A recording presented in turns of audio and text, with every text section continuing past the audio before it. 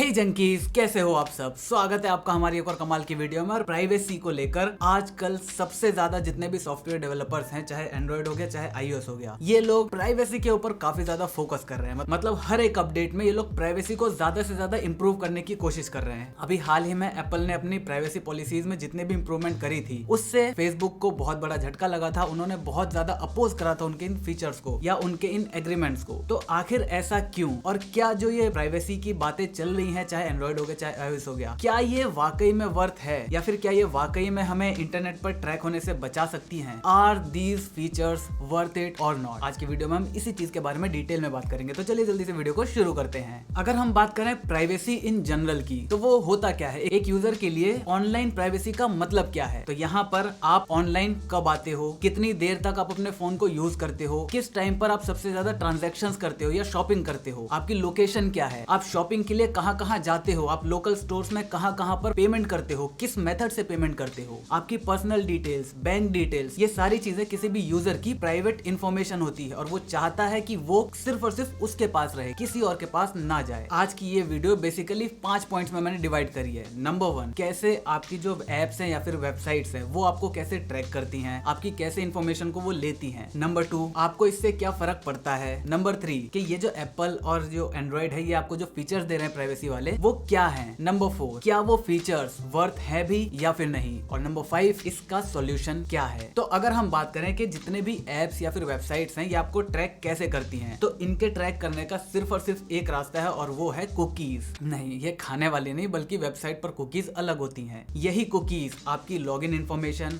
आपका mobile number, आपका email address, आपका आईपी एड्रेस, आपकी जितनी भी ब्राउजिंग हिस्ट्री है, ये सारा कुछ इन्हीं कुकीज के थ्रू ट्रैक करा जाता है। आपने बहुत सारी वेबसाइट्स ऐसी देखी होगी जहां पर जैसे ही आप वेबसाइट पर जाते हो 1 या 2 सेकंड के बाद आपको कुछ ऐसा पॉपअप देखने को मिलता है जहां पर लिखा रहता है कि if you want to access this website you have to accept all the cookies information या फिर ऑल द कुकीज। तो इसका मतलब ये भी जितनी भी हमारी ऑनलाइन प्राइवेसी है उसका ये एक फीचर है। पहले ये चीज पूछी नहीं जाती थी, अब ये चीज पूछी जाती है। तो इससे क्या फर्क पड़ेगा? कुछ फर्क नहीं पड़ेगा। अगर आपको उस वेबसाइट को यूज करना है तो आपको उसको उसकी परमिशन देनी पड़ेगी, कुकीज की इंफॉर्मेशन देनी पड़ेगी, वरना वो आपको वेबसाइट को एक्सेस नहीं करने देंगे। तो ये कुकीज बेसिकली करती क्या है, जब आप इस चीज को परमिशन दे दोगे तो आपके सिस्टम के अंदर एक छोटी सी फाइल डाउनलोड हो जाएगी आपके ब्राउजर के थ्रू, जो कि आपको मतलब कहीं दिखेगी भी नहीं। अब वो फाइल जो है वो कंटिन्यूअसली आपकी सारी चीजों को ट्रैक करेगा। अब जैसे कि एप्पल ने क्या करा है, अभी iOS 14 के अपडेट में जो प्राइवेसी फीचर लाया है उसमें उन्होंने बताया कि जितने भी डेवलपर्स हैं उनको अपनी कुकीज की इंफॉर्मेशन देनी पड़ेगी कि वो जो कुकीज यूज कर रहे हैं उससे यूजर का क्या क्या डेटा लिया जाता है। जैसे फॉर एग्जांपल फेसबुक के केस में अगर हम देखें तो यहाँ पर जितने भी आपके परचेजेस हैं, जो आपकी लोकेशन है, आपके जितने भी यूजर एक्सपीरियंस है, आप जो वीडियोस वगैरह देख रहे हो, जो ऑडियो सुन रहे हो, या फिर आपकी पर्सनल इंफॉर्मेशन, अदर्स में वो क्या क्या ले रहे होंगे कुछ भी पता नहीं है। तो यहाँ पर ये चीज एप्पल ने दी है, लेकिन यहाँ पर ये कुछ रोकने वाला नहीं है। ये सिर्फ यूजर को इन्फॉर्म हो जाएगा कि हाँ भैया ये चीजें आपकी यूज हो रही हैं। अगर आपको इस ऐप को यूज करना है तो आपको ये सारी इंफॉर्मेशन डेवलपर को देनी पड़ेगी। तो बेसिकली अगर देखा जाए तो कुकीज दो तरह की होती हैं, एक सेशनल,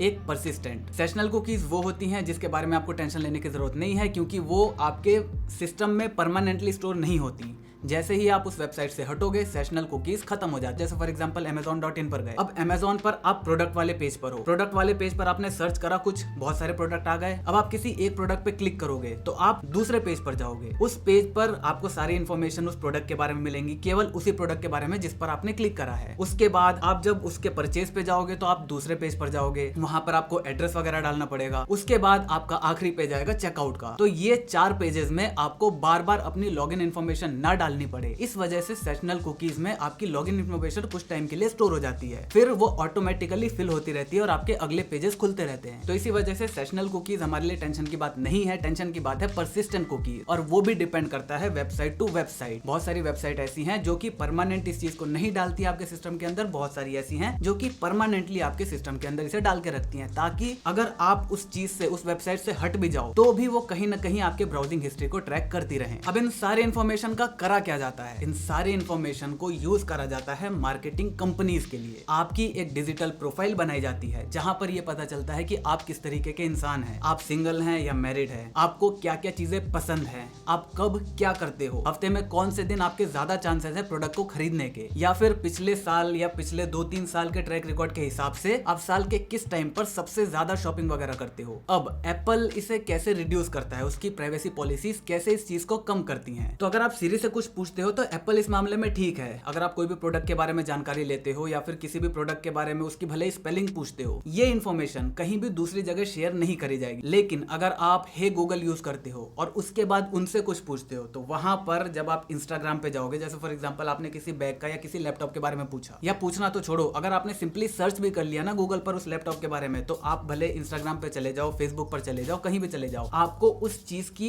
एडवर्टाइजमेंट देखने को मिलने लगेगी कुछ ही सेकंड्स के अंदर, कुछ ही सेकंड या कुछ ही मिनट के अंदर। इवन आप ऐसी वेबसाइट पर चले जाओ जहां तक आप मतलब आज से पहले गए ही नहीं, उस वेबसाइट पर भी कहीं ना कहीं आपको उसी प्रोडक्ट के बारे में जानकारी देखने को मिलने लगेगी या फिर उसकी एड देखने को मिलने लगेगी। तो एंड्रॉइड इस मामले में काफी ज्यादा पीछे है। सीरी भी यूज करता है, लेकिन एप्पल क्या है, जितनी भी वॉइसेस हैं, जितनी भी कमांड्स हैं, उन सबको अपने सीरी को इंप्रूव करने के लिए इस्तेमाल करता है। उसने साफ साफ कह रखा है कि ये चीज हम किसी भी एडवर्टाइजमेंट पर्पस के लिए यूज नहीं करेंगे। क्यों? क्योंकि एप्पल एक एडवर्टाइजमेंट कंपनी नहीं है जैसे गूगल है, और ये चीज मैंने पर्सनली एक्सपीरियंस करी है। एप्पल में अगर आप कुछ भी सर्च करते हो, गूगल पर आप नहीं गए, आपने या तो सीरी से पूछा या फिर किसी भी एप्पल सर्विसेज का यूज करके कुछ भी सर्च करा, तो आपको उसका रिलेवेंट एड्स कहीं भी और देखने को नहीं मिलेंगे। लेकिन ऐसा नहीं है कि अगर आप एप्पल के डिवाइस में गूगल पर जाकर कुछ सर्च करते हो तो भी आपको ऐसा नहीं मिलेगा, नहीं, तो आपको भर भर के वहां पर एड्स देखने को मिलेंगे। तो अब अगला पॉइंट कि आपको इससे क्या फर्क पड़ता है। तो अगर आप एक ऐसे इंसान हैं जिसको इस चीज से फर्क नहीं पड़ता कि उसके पड़ोसी को यह बात पता है कि वो कब नहाने जा रहा है, कब वो सो के उठता है, उसको कितनी सैलरी मिलती है, वो उस सैलरी को कहां कहां पर खर्च करता है, कितना खर्च करता है और कब खर्च करता है, ये सारी चीजें किसी भी इंसान की एक पर्सनल चीज होती है, वो बहुत ज्यादा लोगों के साथ शेयर करने में कंफर्टेबल नहीं होते। तो ये चीज अगर आपका पड़ोसी या फिर कोई भी रैंडम बंदा जान जाए और आपको इससे फर्क नहीं पड़ता, तो ऑनलाइन में प्राइवेसी का आपके लिए कोई भी वो नहीं है। तो फिर किसी को कुछ भी पता चलता रहे, आपको इससे फर्क नहीं पड़ेगा। लेकिन अगर आप एक ऐसे इंसान है जिसको इस चीज से फर्क पड़ता है, तो आपको इस चीज से भी फर्क पड़ेगा कि आपका ये जो सारा डेटा है वो ऑनलाइन कहां कहां जा रहा है, कैसे जा रहा है और कौन कैसे कब इस्तेमाल कर रहा है आपके इन डेटास का। इसके बाद अगर हम बात करें कि एंड्रॉइड और एप्पल के जितने भी प्राइवेसी के फीचर्स हैं, आर दे वर्थ इट, तो एप्पल का जो iOS 13 के अंदर साइन इन विद एप्पल का जो फीचर आया था, वो मेरे हिसाब से कहीं ना कहीं आपकी प्राइवेसी को थोड़ा सा बचा सकता है ऐसी वेबसाइट से जहां पर या तो आप डेली विजिट करते हो या फिर आप बहुत ही ओकेजनली विजिट करते हो। जैसे फॉर एग्जांपल क्यूरा हो गया, वहां पर मैं डेली विजिट करता हूं, लेकिन मैं क्यूरा वालों को अपनी पर्सनल इंफॉर्मेशन नहीं देना चाहता। मैं नहीं चाहता कि मेरे ईमेल एड्रेस पर उनका मेल बार बार आता रहे। मैं चाहता हूं कि मेरा मेल सिर्फ इंपॉर्टेंट कामों के लिए रहे। तो यहां पर मैं साइन इन एप्पल की मदद से अपनी ईमेल आईडी को हाइड कर सकता हूं। वो लोग आपके फोन नंबर को नहीं पूछेंगे, बाकी इंफॉर्मेशन को नहीं पूछेंगे, सिर्फ आपकी ईमेल एड्रेस चाहिए होता है। तो साइन इन विद एप्पल से एप्पल क्या करेगा, एक रैंडम ईमेल आईडी जनरेट कर देगा, वर्चुअल ईमेल आईडी, जो कि एक्चुअल में कहीं एग्जिस्ट ही नहीं करती। वो आपके एक्चुअल जो ईमेल आईडी से उससे लिंक रहेगी। तो इससे क्या होगा, कोरा को अगर आपको कुछ भेजना भी है तो भी वो केवल आपको भेज पाएगा। लेकिन अगर वो चाहेगा कि वो आपके ईमेल एड्रेस को कहीं और भेज सके तो वो ऐसा नहीं कर पाएगा। तो ये जो साइन इन विद एप्पल है, ये कहीं ना कहीं 10% आपकी इस चीज में हेल्प कर सकता है। रही बात एंड्रॉइड की, तो एंड्रॉइड के केस में ऐसा कोई भी फीचर नहीं है। और रही बात ऐप ट्रैकिंग और जो ये सारे फीचर्स जो iOS से लिए जा रहे हैं अभी एंड्रॉइड के अंदर प्राइवेसी के, उनका क्या सीन है, तो उनके बारे में मैं अभी बात करता हूँ। और रही बात जितने भी ये फीचर्स हैं ये वर्थ में है या फिर नहीं, तो इसकी बात इतनी ज्यादा सिंपल भी नहीं है। देखो, आप इस टाइम इंडिया के अंदर मेजॉरिटी जो वेबसाइट्स यूज करते हो उसके बिना आप नहीं रह सकते। अगर आपको कुछ भी सर्च करना है, आप किसका इस्तेमाल करोगे, गूगल का। आपको किसी को मेल करना है, 90% लोग जीमेल का इस्तेमाल करेंगे। अगर आपके पास सिस्टम वगैरह है या इवन मोबाइल फोन भी है, आप उसमें ब्राउजर, प्राइमरी ब्राउजर क्या यूज करते हो, मोस्टली लोगों का गूगल क्रोम होगा। आप मैप के लिए क्या यूज करते हो, एप्पल मैप से भरोसा मत करना। अगर आप एक iOS यूजर हो तो गूगल मैप का इस्तेमाल करना।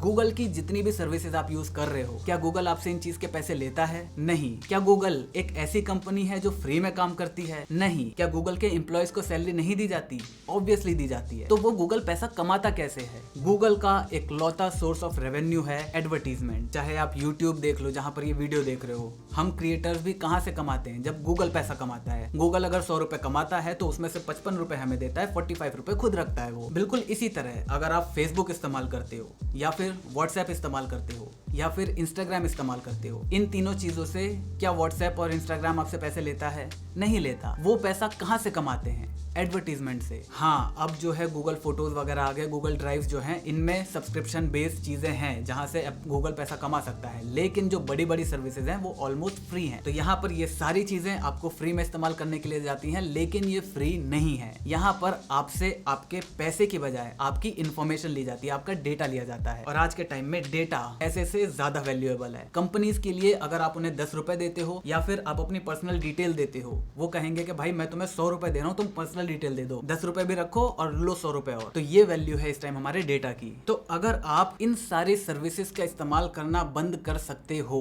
तब जाकर कहीं ना कहीं ये जो एप्स, ये जो एप्पल या एंड्रॉइड जो फीचर्स दे रहे हैं, ये आपके लिए काम के हैं। लेकिन अगर आप इन सर्विसेज का इस्तेमाल करना बंद नहीं कर सकते, तो 80% चांसेस है कि ये फीचर्स आपके लिए किसी भी काम के नहीं है। आपके लिए क्या, किसी के लिए भी ये फीचर्स सिर्फ और सिर्फ एक गिमिक की तरह काम कर सकते हैं। प्रॉब्लम यहाँ पर क्या है? प्रॉब्लम ये है कि ये जो डेटा है, ये एडवर्टीजमेंट के लिए तो सर्व करा ही जाता है। इससे बहुत सारे लोगों को अच्छा लगेगा कि उन्हें ऐड तो फिर भी सर्व करी जाएंगी, तो क्यों ना उन्हें जो पर्सनल चीज है या फिर जो इनका इंटरेस्ट है उनके हिसाब से एड्स दी जाएं। लेकिन यहाँ पर प्रॉब्लम ये है कि फिर उनके स्पेंडिंग्स बढ़ जाएंगे। अगर उन्हें बार बार उनके पसंद के ही एड्स देखने को मिलेंगे, जैसे फॉर एग्जांपल मुझे एक हेडफोन लेना है, मुझे बार बार उसी चीज का एड देखने को मिले, तो सबकॉन्शियसली मेरे दिमाग में कहीं ना कहीं एक बार को ख्याल आने लगेगा कि यार क्रेडिट कार्ड मांग लेता हूँ किसी का, या कहीं से पैसे जुगाड़ करके ले लेता हूँ। तो वो चीज अच्छी भी है, खराब भी है। एड्स आपको देखने को मिलेंगे ही। अब आप क्या चाहते हो कि वो कितना पर्सनलाइज रहे, ये चीज डिपेंड करती है कि आप कैसे इस पॉलिसी को देखते हो। यहाँ पर दूसरी चीज ये है कि ये जो डेटा है, ये सिर्फ और सिर्फ एड्स के लिए इस्तेमाल नहीं करा जाता, क्योंकि स्कैमर्स जो हैं वो एड कंपनी बनकर इन कंपनी से डेटा को खरीद लेते हैं, जो कि इलीगल है। साफ मैंने कई बार कई स्कैमर से बात करा है, तो मैंने उनसे पूछा है, 2 लोगों से बात करी थी। एक ने बोला कि मैं आपके फ्लिपकार्ट की रिसेंट 10 जो ट्रांजेक्शन हुई है या फिर जो आपने खरीदा है उसकी डिटेल्स बता सकता हूँ। एक से बात हुई, उन्होंने कहा कि मैं पिछले 50 या 100 ट्रांजेक्शन आपको बता सकता हूँ जो आपने पेमेंट करी है पेटीएम के थ्रू। तो पेटीएम और फ्लिपकार्ट ये दो ऐसी कंपनीज है जिनका मुझे पता चला है कि इन दोनों कंपनीज ने मेरे डेटा को सेल करा है, और वो भी किसी स्कैमर को। मतलब भले ही उन्हें ना पता हो, लेकिन स्कैमर के थ्रू मुझे पता चला। तो ये एक बहुत बड़ी दिक्कत बन जाती है। तो अब इस चीज का सॉल्यूशन क्या है? सॉल्यूशन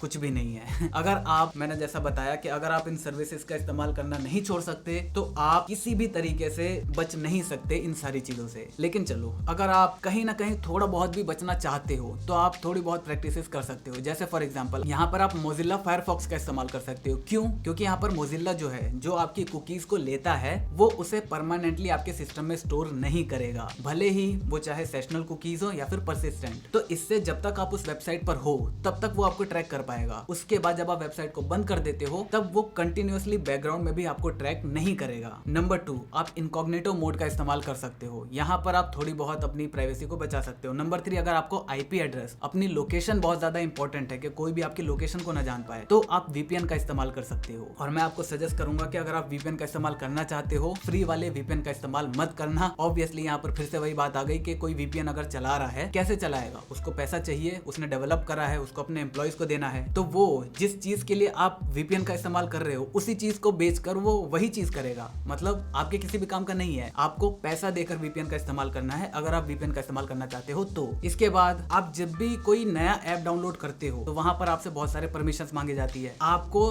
रुकना है और सोचना है कि ये परमिशंस क्यों मांगी जा रही हैं। बहुत सारे लोग क्या करते हैं, जैसे ही कोई भी आता है app, next next next accept all, next next next, ये करते रहते हैं। आपको ऐसा नहीं करना। आपको ये देखना है कि जो ऐप आप यूज कर रहे हो, उसको उस चीज की परमिशन चाहिए भी या फिर नहीं। जैसे फॉर एग्जांपल मैं वॉलेट ऐप यूज करता हूँ कोई सा, उस वॉलेट ऐप को मेरे माइक्रोफोन की इन्फॉर्मेशन चाहिए या फिर नहीं चाहिए, मेरे ब्लूटूथ की इन्फॉर्मेशन चाहिए या नहीं चाहिए, ये चीज आपको ध्यान में रखना है। ब्लूटूथ और माइक्रोफोन का क्या करेंगे, उनको क्या चाहिए? लोकेशन। लोकेशन भी क्यों? ताकि अगर कोई फ्रॉड वगैरह होता है तो पता चले कि इस टाइम पर जब आपने पेमेंट करी थी तो वो कहां पर थे, आप वहां पर फिजिकली कहां पर थे, आपका फोन कहां पे था। तो यहाँ पर आखिरी सॉल्यूशन आ जाता है कि एजुकेट योरसेल्फ। कोई भी आपको कभी भी फ्री में 50,000 रुपए 1 करोड़ रुपए नहीं देगा। सिर्फ केबीसी देखने से आपको केबीसी वाले फोन नहीं कर देंगे। कोई भी सैनिक हो गया, कोई भी आर्मी का जनरल हो गया, कुछ भी हो गया, वो आपको अपनी बाइक, स्कूटी या गाड़ी सेल करने के लिए फोन नहीं करेगा। आपको अपने आप को एजुकेट करना है। इन सारी चीजों के अंदर, फिशिंग अटैक के अंदर आपको नहीं पड़ना है। और ये तभी होगा जब आपको इन सारी चीजों के बारे में पता होगा। जैसे फॉर एग्जाम्पल इन बड़ी कंपनीज ने क्या करा, फ्लिपकार्ट हो गया मान लो, या पेटीएम हो गया, इन्होंने क्या करा, आपके बैंक जो मतलब कार्ड नंबर है और आपका जो नाम है वो एक्सपायरी वगैरह वो सब दे दिया किसी स्कैमर को। स्कैमर आपको फोन करके कहेगा कि भैया आपका जो अकाउंट है वो ब्लॉक होने वाला है या फिर आपका कार्ड जो है वो बंद होने वाला है। अगर आप आज इसको अनब्लॉक नहीं करवाते तो ये कार्ड आपका किसी भी काम का नहीं रहेगा। आप क्या सोचोगे, अब यार अब बैंक जाना पड़ेगा, इससे अच्छा करवा लो यहीं पे। तो यहाँ पर उसके पास बाकी सारी डिटेल तो है, उसको आपका सीवी भी चाहिए और ओटीपी चाहिए। बस आपका सीवी में मांगेगा, आपके ऊपर ओटीपी आएगा, सर आपका एक ओटीपी आया होगा, ओटीपी आपने दे दिया, काम खत्म आपका। तो आपको इन सारी चीजों के बारे में ध्यान रखना है। जानकारी होनी चाहिए कि ओटीपी कभी भी किसी ऑफिशियल कंपनी वाले के साथ भी शेयर नहीं करनी। सामने अगर आप बैंक में जाके कुछ काम करवा रहे हो तो आप ओटीपी दोगे ही, लेकिन फोन के ऊपर आपको कुछ भी कभी भी शेयर नहीं करना है, और खासकर अपनी पर्सनल डिटेल्स। तो बस मुझे उम्मीद है आपको समझ में आ गया होगा कि ये प्राइवेसी का जो फंडा चल रहा है वो क्या है, और जितने भी नए फीचर्स आ रहे हैं ये वाकई में वर्थ है या फिर नहीं। तो मुझे उम्मीद है आपको वीडियो पसंद आई होगी। अगर वीडियो पसंद आई तो वीडियो को लाइक कर देना, चैनल पर नए हो तो चैनल को सब्सक्राइब कर देना, क्योंकि हम इसी तरह की ज्ञान भरी बातें आपसे करते रहते हैं। मैं मिलता हूँ आपसे अगली वीडियो में, तब तक जय हिंद, वंदे मातरम।